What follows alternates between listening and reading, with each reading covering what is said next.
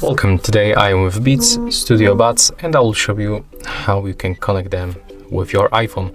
So at first we have to go for the settings on our iPhone, go for the Bluetooth settings and then enable Bluetooth by tapping on this switcher right here.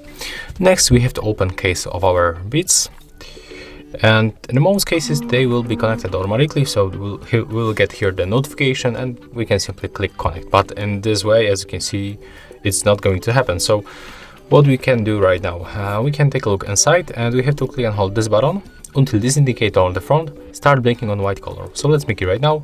Click and hold, take a look on the indicator. Right now we can release.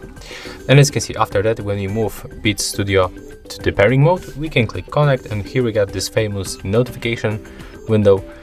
And then we can finally click done. When we tap on the information icon, we can adjust a few options. So for example, we can turn on noise cancellation, transparency mode. We can adjust this very characteristical controls. So we can change between noise control and Siri on the left and the same on the right.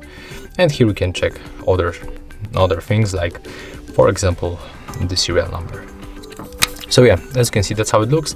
If you find this video helpful, remember to leave a like, comment and subscribe.